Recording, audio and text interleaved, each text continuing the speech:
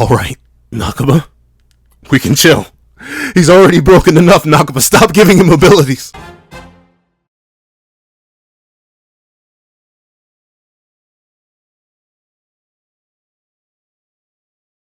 Thank you to our $5 patrons, Redbull4765, and Lord and Sean. Another thank you to our $3 members, O'Connor Plays and Redbull4765. And a very big thank you to our $10 patrons, Robbie Uchiha and iDemokami. And a very big thank you to our $25 member, Alex Ice Rose. Before I open this breakdown / review of chapter 109 of Four Knights of the Apocalypse, please don't forget to leave your comments on the chapter in the comments section down below. Leave a like and subscribe if you haven't already. Also hit that notification to miss out on any videos that come to the channel. Also, I do have a Patreon down below. You saw as low as $1 a month. Get exclusive videos, early content, and more. Also, now become a member of the channel for as low as $3 a month to get the same perks and more. Now, let's hop into the review. What's up, guys? All Pencil here. Here we are to do a review of chapter 109 of Four Knights of the Apocalypse, which is known as a trying week. And no lie to you,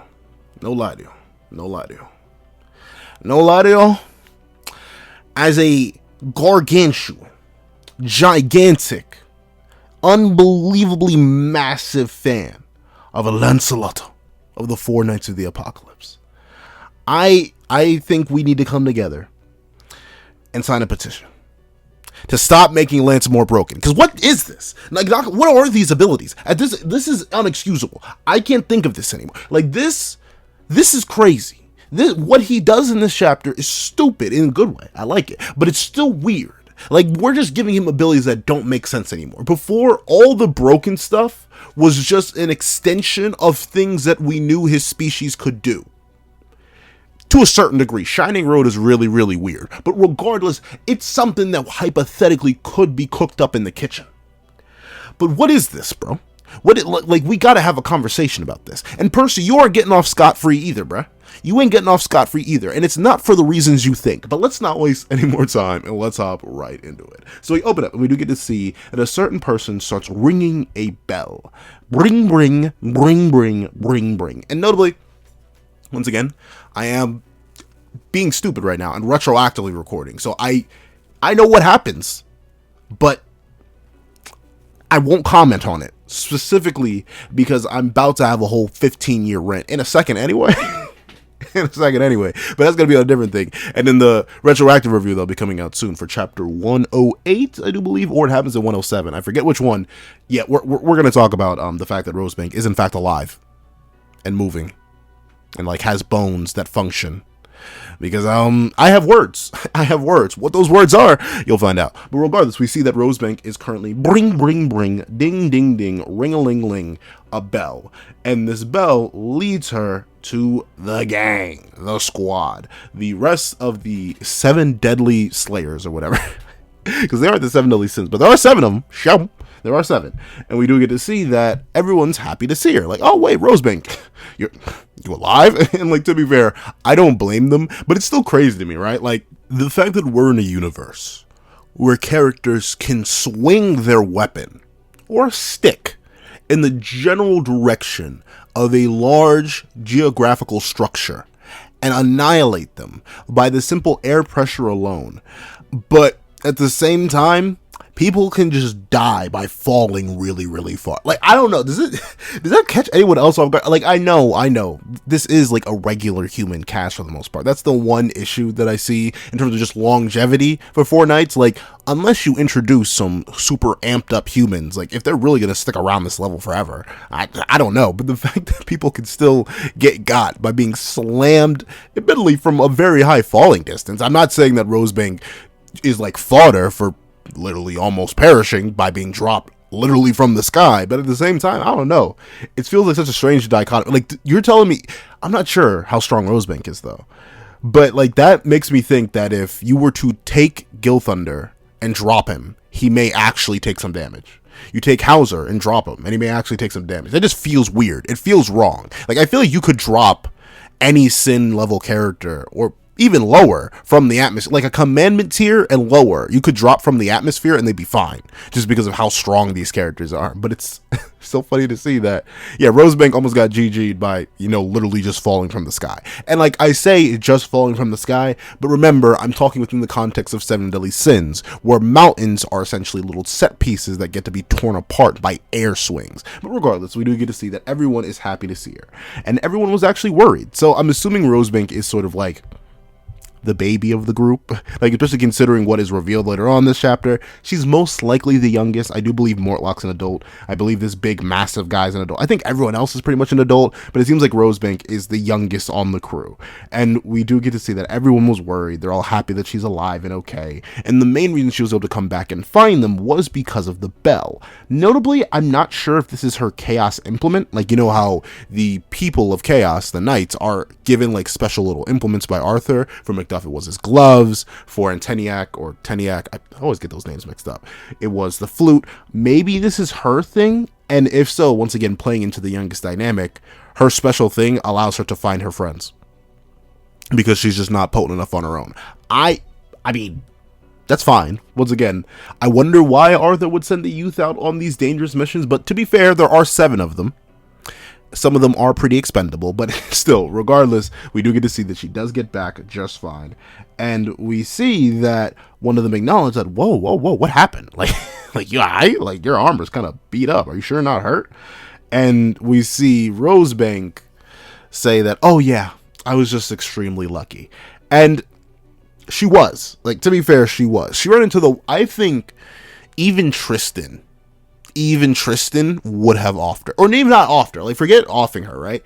Tristan would have let her perish. And I know that sounds crazy, but Tristan, he seems logical enough to not give it. Maybe if we were still talking about Gorge of Edinburgh Tristan, then maybe he would help out and like pull a Percy. But very specifically, if she were to run, I'd say darn near into any other character of the current crew, Isolde included, if it was anyone other than Percy, she would have perished. She had a 1 in 10 chance of getting rezzed. Technically, like, because I think the only other person who can heal now is Tristan. So, Nasians can heal, quote unquote, but I feel like his healing is different. So let's say she had a 3 in 10 chance of being healed, and then realistically a 1 in 10 chance of actually getting any assistance. And regardless of that, she got it. So she technically is not fibbing here. She was extremely lucky. Heavens forbid she ran into Lancelot. Heavens forbid. But regardless, we do get to see, actually, a big interesting point that was brought up a few weeks back in the comment section was that technically they should have just captured her, because they need the path to Camelot. Though, ironically enough, I don't think they do anymore. Like, ironically, despite the fact that this whole journey was sent out for them to find a Chaos Knight, if they can figure out a way around that beast and hop through that dimensional portal, they do have a way into Camelot now. So the Knights aren't necessarily needed. So I think, ultimately, this is going to sound dark, but letting Rosebank get banked up probably would have been the best play here. However, with that being the case, we do get to see that the main person that she apologizes to is the leader, presumably Lord Mortlock or Sir Mortlock. And Mortlock is a really cool guy. Like, I'm not gonna lie, the more and more I see of Mortlock, the more and more I like him, which is unfortunate because something's gotta happen to him, right? Like, he's the uncle of the main character. You tell me how many uncles of main characters get to stick around. Go ahead. I'll wait. I know all the Spider-Man fans are thinking of what I'm thinking. Something gonna happen to him. If not for Percy's development, for Diodra's development. Mortlock is not getting out this narrative scot-free. I feel it. And I feel like that's why Nakaba's like slowly whipping it up in the kitchen with Mortlock. Though I really don't think Mortlock's gonna get the same arc treatment. I think Mortlock's gonna make it a bit further so he can actually get some connection with Percy before we actually get him got. But this is kind of reminding me of how Jade suddenly became like a really, really, really good character right before he got offed. So like, Nakaba, he's cooking a little bit with Mortlock. But unfortunately, when Nakaba starts cooking with your character, if you're not one of the titular ones, and in the case of Escanor, even if you are one of the titular ones, you may just be getting packed, my boy. However, with that being the case, we do get to see that Rosebank asks, who's that? And Mortlock's like, oh, about that, this is the one that swapped places with you, Gawain, from the Four Knights of the Apocalypse. And they do have Gawain knocked out and bound. I'm not sure what she's bound in, though. Like, it doesn't look like a rope. I'm not sure what that material is, but it's presumably some sort of magic that's binding Gawain. And I know, I keep asking the question, why is she small? Why is she small? Why, like, we've seen that she can use extreme amounts of magic of pretty relatively high quality, even in small form, but I miss Swole Gawain, alright? Like, I really, really liked the small, big Gawain and small Percy dynamic. That was fantastic. We have not gotten that in over 50 chapters. Not 50, maybe 50 is too high. But then again, run 109, I think it's been like 40. Because when did the battle against Meliodas end? It's been a hot minute. It's been over a year at least since we've seen buff Gawain, and I'm kind of hoping we get that back soon. Because that's like half the fun. What's the point of having an Escanor analog if they're not going to be an Escanor analog? She's essentially just a Merlin, but small. She's just Merlin. Like I would say, she's literally just Merlin if she didn't use the adult spell. That's it. I don't know. I mean, it's fine enough. But I do kind of want, like, full-size Gawain back. Obviously, right now, this is not going to happen. She is knocked out. And to be fair, knocking Escanor out did not take him out of big mode. He was always big Escanor, even when he was asleep, if he didn't have his glasses. But regardless, Gawain is, in fact, knocked out and bound. And we see that one of the other Chaos Knights is like, hey, yo, let me level with you real quick, dog. I mean, you ain't here from me. But if you can't stand her for almost taking your life, go ahead, drop her. We left her for you. Go ahead, do it. Go crazy, go bonkers, go stupid. And we see that she mentions, Rosebank specifically mentions, from the prophecy, just like him. And I'll get to it a little bit. I'm gonna have the same critique that I consistently have. But regardless, we'll get to that in a little bit. But we see the other knight ask, wait, what? Him? And Rosebank immediately cuts herself off. She's like, no, never mind, nothing. And I'm shocked they're willing to let that slide, especially considering what she says. She literally admits to having interacted with one of the Knights of Prophecy here. Like, notably, I know I'm reading too much into it, and it's likely that Rosebank said this, like, under her breath, but this other knight is standing right next to her. Like dog. What? You didn't hear that? You just gonna let that slide? Like, me personally, that sounds like treason. But regardless, we do get to see that Mortlock is like, whoa. We did not keep her alive for you to just offer like that. Chill out. She is His Majesty's niece. And Mortlock, I get what you mean, bro. But, like, especially based on what was established after you knocked out Gawain, or right before you did, I think you can just make another one. Like, I know that's bad to say, but the people were right. Simply executing Gawain right here and now, while she's knocked out, stops the prophecy. Like, admittedly, I get what Mortlock goes on to say later on in this chapter. Gawain is the third most powerful knight. There's still a weaker one that they could take out and keep His Majesty's niece alive. But it's not like Arthur has specifically given orders to keep Gawain alive. Like, it's not like there's mandates being like, hey, you execute my niece, I take away your knees. Like, no, he hasn't said that. Thusly, the most effective way to guarantee the prosperity of your kingdom is to take out the one of them that you can, and the one that you know seemingly enough can't res. Because notably, the issue with taking out who they want to take out, which is Percy, we'll get to that in a little bit, is that he can res. Like, just self-res. Like, bro really can't go in any simple conventional way. And, like, who knows? Maybe Mortlock is playing to vaporize the body. We have no idea what Mortlock's real magic is. So who knows? Maybe he just does have, like, a DBZ laser blast loaded up in his back pocket, able to absolutely annihilate Percy to the point where there is nothing to res. But I think the safest play here is to off Gawain. Like, at least if I'm Mortlock, right? Like, if I'm the leader of the group and I'm thinking, okay, what's the most optimal play here? You just gotta take out Gawain. This is an opportunity you will never get again. Like, legitimately, you have one of the knights prone, and one of the knights that you can actually handle. I'm still not sure what the upper limits of Tristan and his scaling are when he's at his full power and hypothetically speaking, fully active, like really trying to get some lives taken out the game, like really trying to shut off the computer real quick on some other individuals. No idea what that's like. Realistically, I just have no clue. We know none of them are dealing with Lancelot. I'm sorry.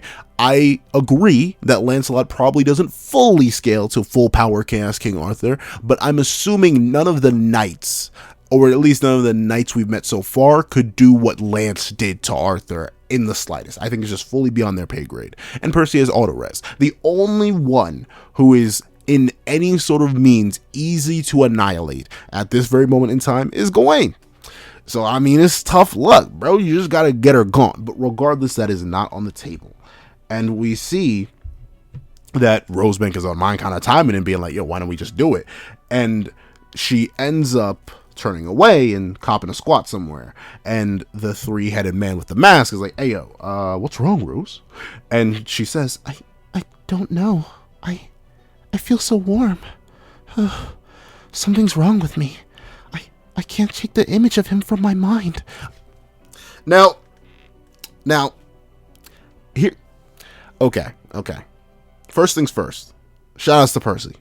W charm, W charisma, W Riz, whatever you kids say these days. Legitimately, all that. Bro really managed to pull somebody who he couldn't even see the face of. Shouts to my boy. Shouts to my boy. Like, I don't know. Like, I see Percy, like, hypothetically, if I were in the verse, I'd see Percy as a younger brother figure. So, the fact that he's pulling, I'd dap Brody up. And furious. And stocks in the trash. And on fire. But regardless, I hope this doesn't lead to a pattern. Like, the big thing I'm worried about with this is that a bunch of characters are going to fall in love with Percy, and it's going to be a main plot driver. This is already sort of a main plot driver because of what Rosebank goes on to do, or realistically not do, because of her newfound love for Percy here. But big booty butt cheeks, one of my biggest issues with Seven Deadly Sins is that a lot of major characters and their motivations, realistically just two. I'll be real, just two in terms of the major ones. But big, hefty, juicy plot things happened because characters love Meliodas. We would not have Four Knights of the Apocalypse if it wasn't for Merlin having unrequited love for Meliodas. And I don't like that. I don't like the main character, I don't know, kind of being like a different, like, you know what, it's a 5-letter word that starts with an H and ends with an Arab. Like, I don't like characters in my shonens or whatever this manga you want to classify it as, because it is super weird. But whatever you classify this manga as, I kind of don't like the MC being an H ends with Aram NC. Like, that's not my thing. That's not my thing. And the fact that we're sort of driving the plot that, oh, yeah, you see, Percy's way is, because this is essentially, let me tell you what this is. This is a roundabout way, and it's going to work in the way to try and prove that Percy's methodology is correct. That you shouldn't just ruthlessly slaughter all your enemies, even though they ruthlessly will slaughter you. Like, you should do that. Because that's what this feels like, right? This feels like Nakaba knew the arguments I was going to make for Percy healing this woman, and was like, you know what, we got to show that something positive came from it and not something all negative. Because what Rosebank has is the coffin. She has the final piece of the coffin of eternal darkness. And with that being the case, she realistically has a win con ready for them. The win con against who? Not entirely sure. For a moment, I thought it was just going to be used on Mel, because sealing away Mel is a massive piece in Camelot's favor. Even though he's not one of the four knights, it's Meliodas, captain of the Seven Deadly Sins. You take away the Seven Deadly Sins captain, take away a person as powerful as Meliodas, and Arthur stocks through the roof. But also, just sealing away the demon realm, or the demon clan, also really, really good. Sure, are there as many powerhouses as there were 16 years ago, or heaven forbid 3,000 years ago? No.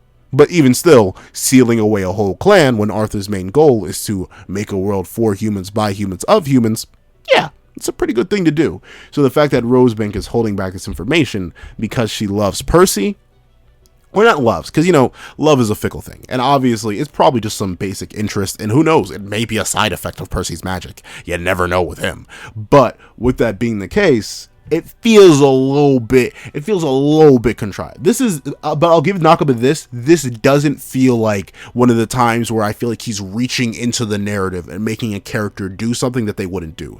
Mainly because I just don't know Rosebank that well. No clue. And to be fair, she does have a heart literally on her armor. So maybe she is just all about love. and it'd be like that when it'd be like that sometimes.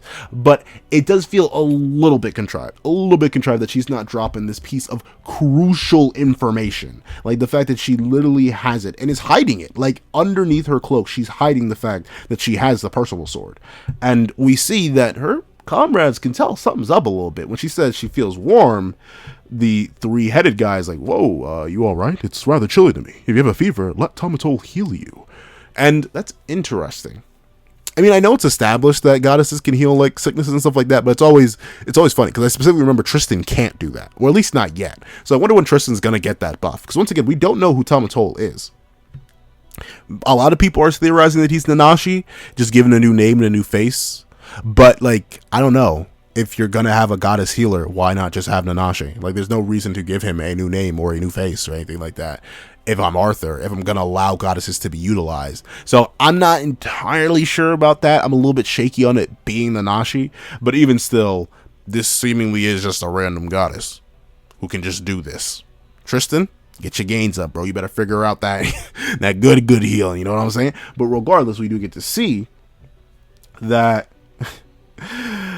Rosebank almost gives up the game. She almost gives up the game. It's like, I'm fine, but wait till you all get a load of the crazy thing I found. And Mortlock goes on to say, oh, crazy thing? What do you say? What is it? And we see that Rosebank, once again, is just holding back the information. She writes it off. Instead of revealing the fact that she has the Coffin of Eternal Darkness, ironically enough, tucked right next to her Chaos Staff, she doesn't actually show it off. She just says, oh yeah, this crazy huge insect from the demon world. It was sticking to my hand. And Mortlock is simply just a little bit disgusted. And, something I wonder, how much surveillance does Arthur really have? Does he really just have to rely on reports?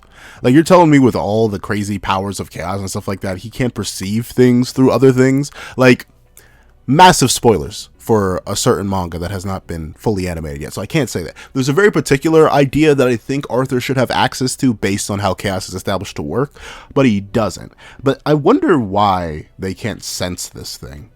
Like, the fact that they can't sense the last piece of the Coffin of Eternal Darkness feels strange, but at the same time, it's never been established to have an external energy before, but so I guess it's fine. But the fact that she's hiding this, I wonder if Arthur found out, what would he do? Because, this is, I mean, like, does this count as treason? Like, does this count as treason?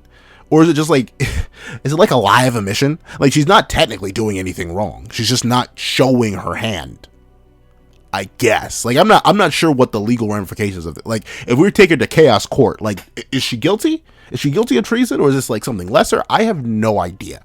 But with that being the case, we do get to see that all they can do now is wait for the enemy to act, because they know pretty much nothing about the demon world. Camelot's been invading. Sure, there's a portal to Camelot that's appearing on an ancient beast back, but in terms of like general info, they can't really do much. And as they've seen, it's pretty dangerous to move in this place. Like, the demon realm is not built for them. And I'm assuming if they go too far out of Tamatol's range, then it's most likely that they end up getting taken out by the miasma that lingers in this world. And thusly, they really have no other option but to sit around and wait. And that is kind of plot convenient, but once again, it makes sense within the rules established about literally just the world they operate in. And considering what their level of power should reasonably be, at least based on what I would guess their power level would be, considering one of their own can get felled by 100-foot drop. Okay, probably more than 100, but still a couple foot drop. I'm assuming that they know that Lance is lingering around. Tristan is lingering around. And thusly, even if they were to try and commit to a jump, that would probably end up tragic new paddock. So, like, I can't even blame Tamatol for being like, yo, we got to just wait, hold out, do this. And we see that Mortlock is like, yeah, I'll be real with you. There really is no rush. There's no need to panic. We have all the time in the world. And honestly, we know just about how strong they are. We gotta just, and I love it. I love how Mortlock even admits, we gotta watch out for Lancelot and Tristan. So this does pretty definitively put Mortlock and seemingly his entire crew below Tristan level. Which Tristan level is the question, though? I'm assuming probably at max they're around the hybrid Nephilim state we saw him use against Io. And at best, they're above that, but beneath Demon Mark. It really depends on what you think is stronger. If you think the hybrid state is stronger, which I can see the arguments for, then that. But if you believe the demon state is stronger just because of its malice, I can also see that. But they do believe that Tristan is a threat. So if they believe that Tristan is a threat, they are definitively not touching Lance. And now we get to the point where they say Percival is clearly a step below the rest of the Knights of Prophecy. It's our duty and mission to strike him down. And I was pushing the Percival agenda for a while, but it feels like Knockup is just beating me into the ground. Okay, Percy's the weakest knight. I guess I'm just gonna have to roll with that. But with that being the case, are you sure about that, Morlock? Are you sure about that? Like, once again, it's highly likely that Lance and Tristan are not going to leave Percy alone. If you were able to figure out that, oh, Percy's the weakest knight, what do you think they're going to do? And while Percy's the weakest knight at this point in time, considering you have been, according to yourself, observing the battles, you should know that Percy can get massive, gigalicious amps at any moment. So leaving him alone may actually be an even worse play than getting active. I get why they aren't getting active, once again, because of Lance and Tristan, but letting Percy get stronger, even by existing in this realm, is probably a mistake too, considering how massive the leaps he's made in such short time is. Once again, I need to remind you, Percy went from probably slightly superhuman level to above the entirety of season 1 by a decent margin in 3 weeks. 3 of them. If it really has been, I feel like it's just been 2 still. Like, maybe I am wrong on that, but at being generous, it's been 3 weeks since Percy started his adventure, and he went from fodder to beyond on commandment level. Arguably beyond commandment. Well, not beyond commandment, because that would include, like, Zeldris. And I don't think Percy's stronger than sevendeadlysins, even commandentless, Demon King powerless Zeldris. But still, being mid-commandment level after being fodder in 3 weeks is crazy, Mortlock. Are you sure you want to let this man get stronger? But with that being the case, Mortlock once again highlights the fact that if they lose even one of the 4, any prophecy that'll destroy Camelot is just going to fall apart. And thus, they have every chance to win right now. This is the time to take the gamble in terms of preparing, resting up, getting ready to just gank Percival. That's the main thing. You gank Percival, you get rid of one of the knights, that's it. Which is why I still think the best play here is to off Gawain, because, like, here's the thing. Not even, forget offing her. Just take her back to Camelot. While you have her bound and knocked out, take her back to Camelot. You should all have the tattoo on you that allows you to do that. So run back to Camelot real quick. Go to Arthur and be like, hey, we have your niece. Is it okay if we drop her? And if Arthur says no, Arthur says no. That's fine. Then just go back to the demon realm and try and hunt down Percy, like you were planning to anyway. Or, best case scenario, Arthur's like, yeah, I don't care about that little Spitfire. I'll make another one. Go ahead. Drop her. And then you drop her, and then the prophecy falls apart anyway. So, I don't know. It feels like this is the most optimal play, but Mortlock's just not going for it for something that could be easily solved. Like, it'd be one thing if the characters didn't have an easy way to make it back to Camelot, but we know for a fact they have an easy way to make it back to Camelot. So I don't know, Mortlock. You're kind of playing this unwisely, and we can definitely see there is in fact an imposter amongst us, because upon the mention of striking Percival down, Rosebank sweats and blushes because, she got that Percy fever. She can't let her man go like that. And watch out, Rosebank, because Anne will not let that slide. But we do get to see that is the end of this little section with the Chaos Knights. Overall, I think the biggest takeaways are that yes, Rosebank does have the Coffin of Eternal Darkness, but no, she's not going to reveal it to anybody. I do think this will become a plot point later, and I still think that Percival's gonna end up getting it back. Because actually, you know what? Maybe, because it depends on how long you think the Demon Lord arc is going to be and how long you think the series is going to be overall. Because I think, actually, Percy may not get the Percival sword back. He may get his own unique weapon that's not the Percival sword. Mainly because I think Meliodas getting sealed or the Demon Clan getting sealed kind of has to happen sooner rather than later. And we're already 109 chapters deep. Let's say Four Knights is 400 chapters long. For us to have a satisfying release of Meliodas, like almost a certain scenario with another character getting put away, like, I think we do need to steal him relatively quickly. So I think Rosebank is, despite hiding it, despite holding back the fact that she does have the coffin, I think the piece is going to be revealed and it is going to fall into Camelot's hands and something's going to happen to Mel. Very specifically, Mel at best alone, the whole demon clan at worst altogether. But with that being the case, we do cut over to the squad, the gang, the clan, like legitimately the gang. And we do get to see that they are standing on this massive demon world spire. I wonder, has it really not been 6 hours? Like, is it really? Are they still just fine under Tristan's protection? Don't they need to re-up? Like, it really hasn't been 6 hours yet? But we do get to see that Lance is like, I bet. You know, we ended up last chapter, so I was going to train y'all. So, you know, that's how it is. We're all here. Bet. And we see that the Donners, the Chad he is like, hey, so like, what kind of training could he give us in a week that's really going to get our gains up, bro? And Donnie, you've also only been traveling for like 2 to 3 weeks, bro. You can get a lot done in 2 to 3 weeks. You went from fodder to lifting up a fuse commandment. Like, don't sleep, Donnie, don't sleep. Especially Lance training. You know Lance about that life. But we do get to see that Anne's not sure, but Percy's very, very excited. And we see that the Donners is the first to come up. He's the first that's going to be called up to figure out his training. And Lancelot does something pretty interesting for Donnie's training. Because what he does is he draws a line in the sand.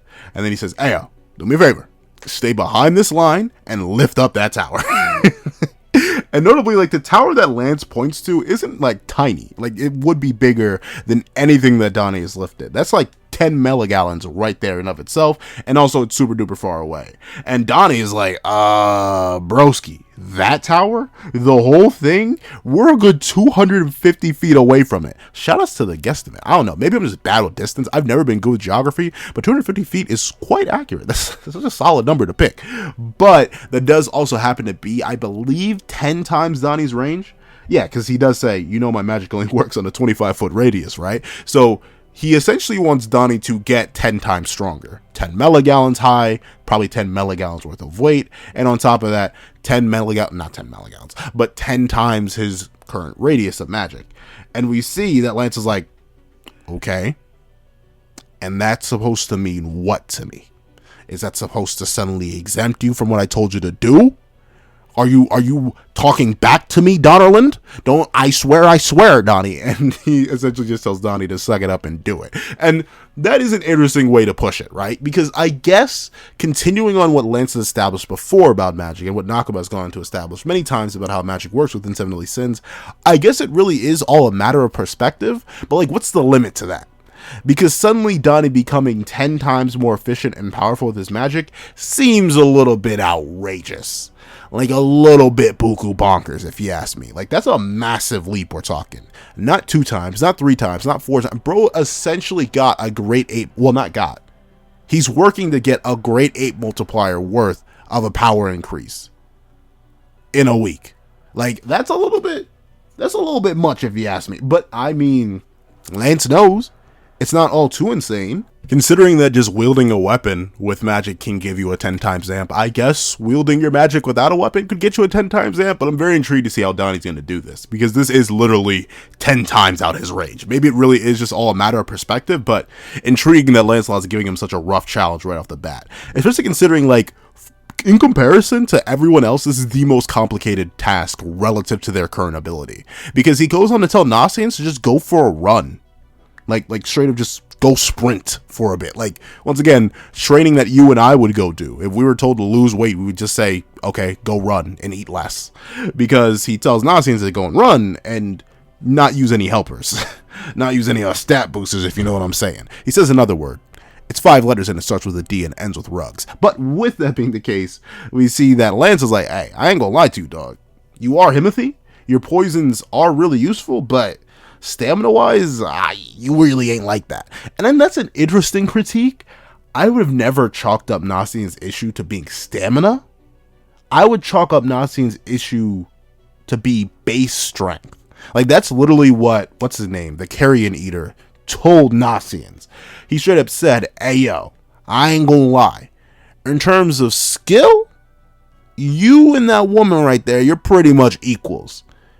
But she's stronger. If you had a little bit more behind your hits, maybe I'd be in some actual trouble. Maybe I'd be pressed a little bit, but you just ain't like that. And that's why Serenos was such a massive buff for Nasians, because it covered his physical weakness.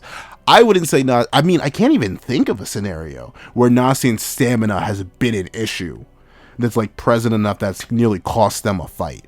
I don't know. I mean, the main time it happened was the Serenos rebound, but that was the rebound off something that starts with D and ends with rugs. Like, that was just the repercussion of using something he had never used before. That wasn't necessarily a stamina issue, at least in my opinion. So while I get Donnie's training, it literally is just to make his magic 10 times stronger and make his weight limit 10 times higher from much farther away. Nasiens just going for a run.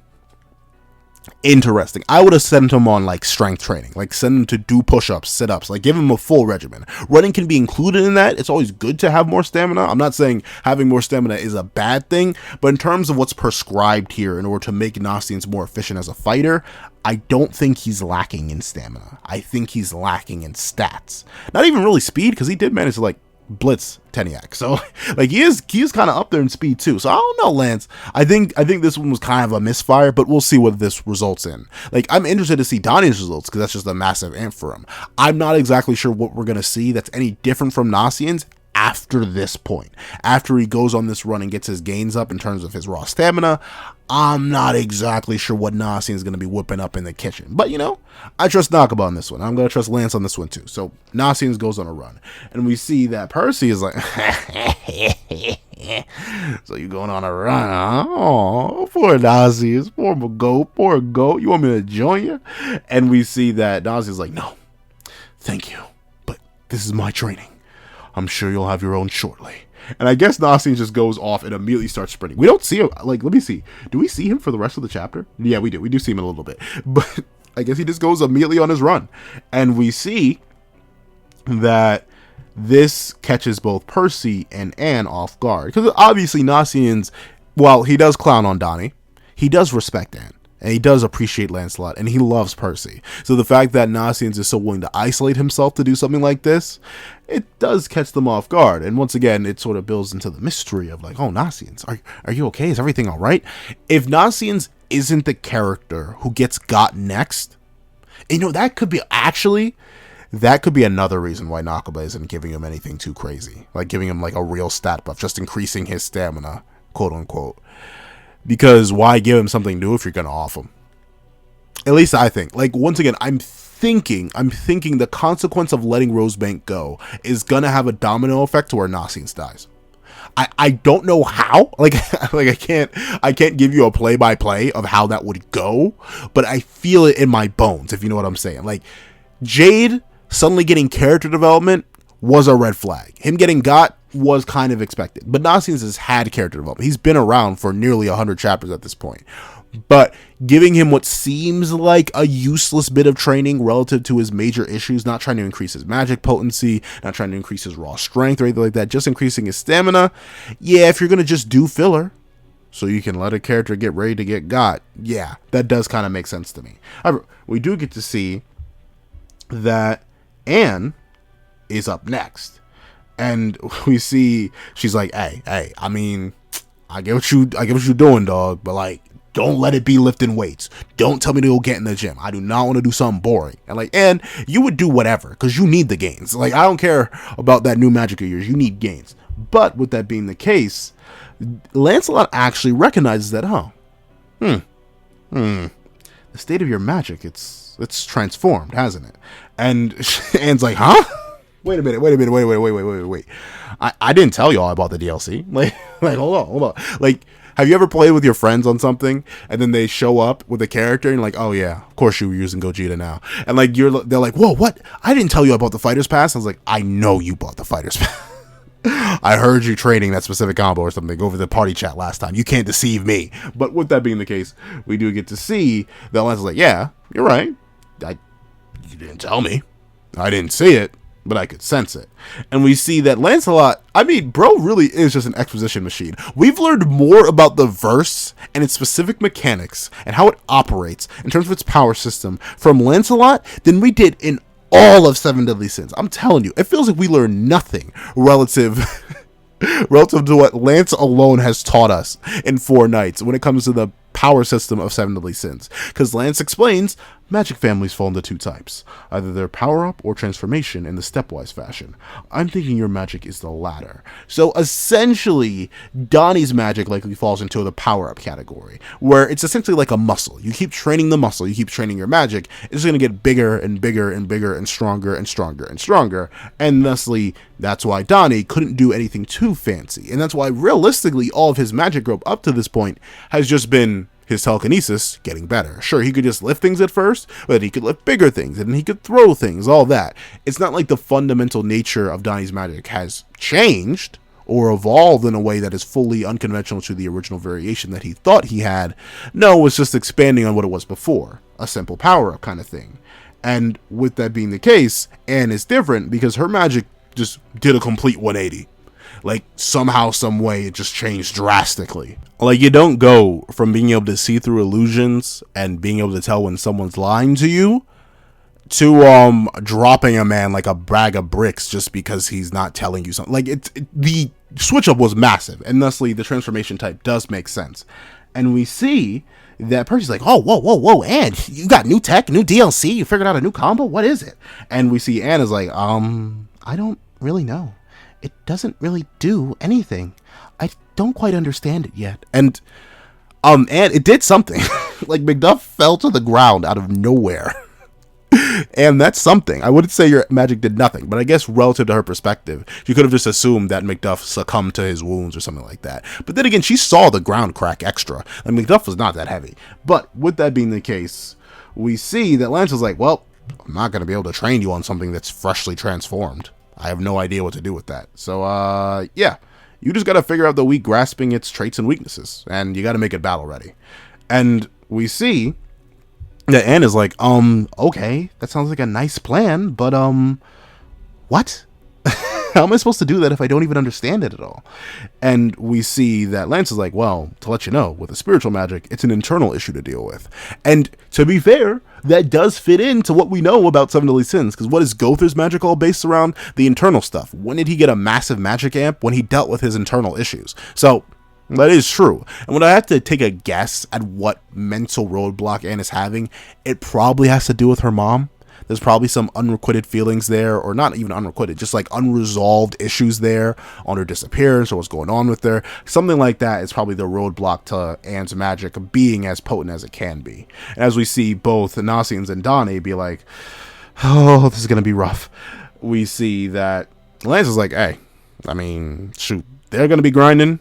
Me and Percy going to be grinding. Pause. But you just rest. Figure it out. Get it ready.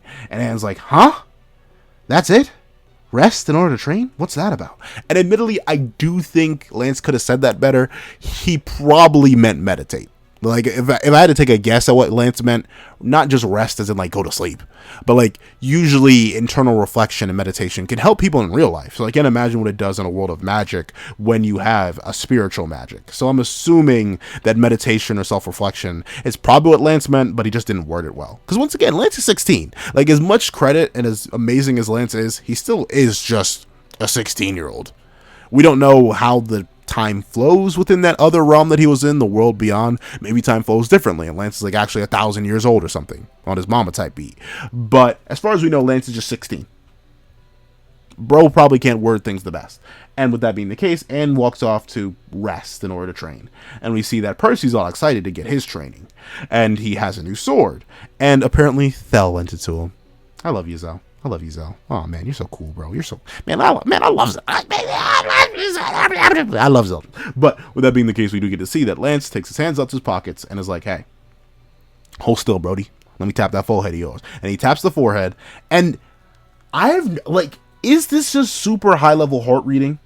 Like, is this something that all people... Like, notably, we know that if you're powerful enough as a fairy, you can perceive multiple things at once, or at least like concurrent thoughts. Because I remember specifically when King got his full wings and was looking at Mael was having like a bunch of different thoughts running through his head at the same time, and King was able to perceive all of them. But like King wasn't actively perceiving his memories. Like, that wasn't happening. That wasn't what was going down. But Lance, just by simply touching Percy's forehead, is able to determine a whole bunch of information that just shouldn't be on Percy's mind. So this is just a new ability. This is just straight mind reading.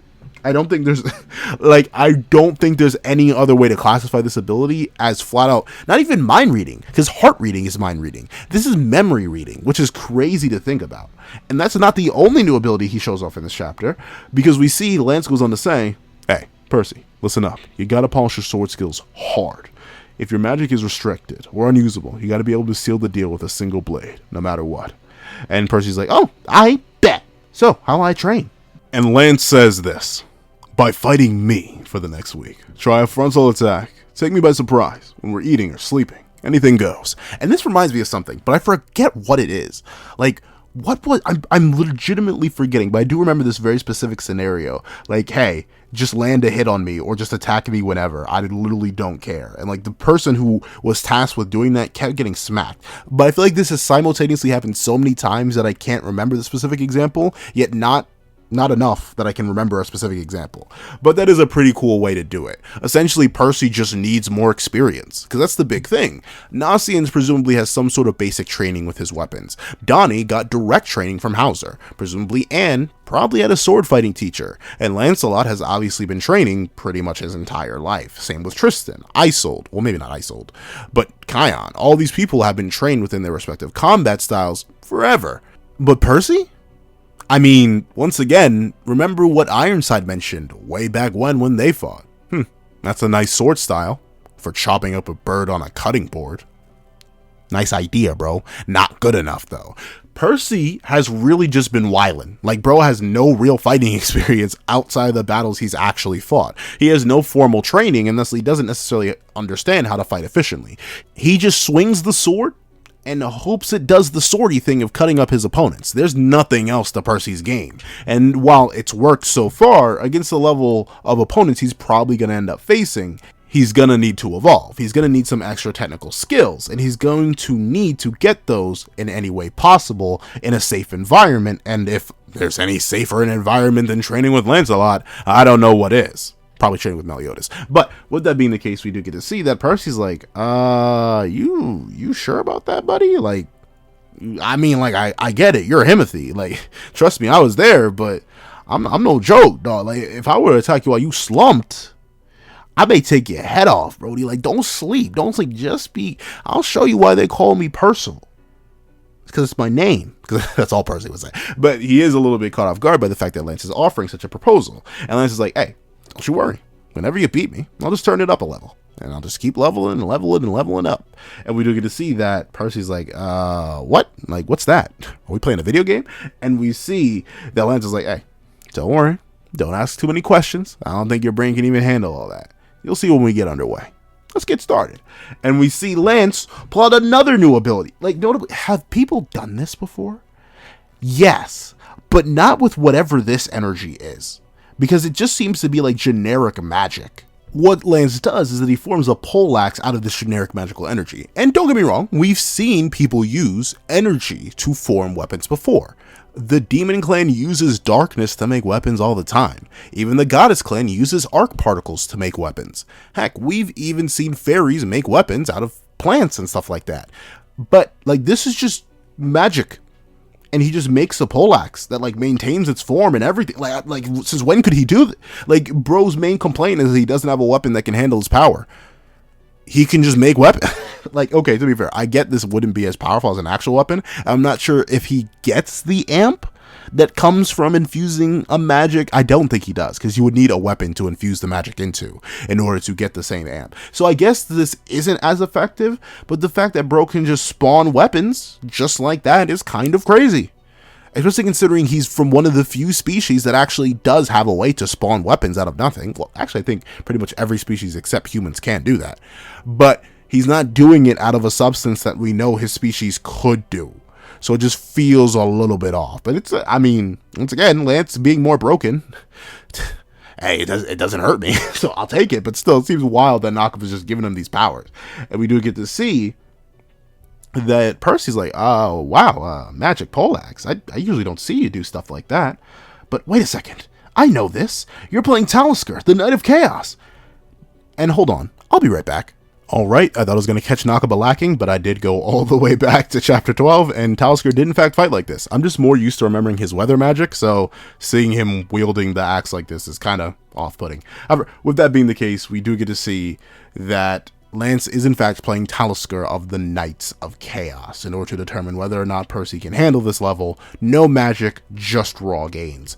And we do get to see that Lance says, I can read your memories to copy his moves, speed and power, habits, all that. Just not his magic power. And we see that apparently Lance even sounds like Talisker, which is impressive. Like, I don't know, I like doing voices, but I'm not that good at it. So Lance, give me the DLC. That's crazy. He can just read memories. Is this a thing? Like, I know King could wipe memories somehow. Like, remember when he threw that rose in the back of Kid Diane's neck and suddenly she forgot everything? Like, that is a thing that can happen.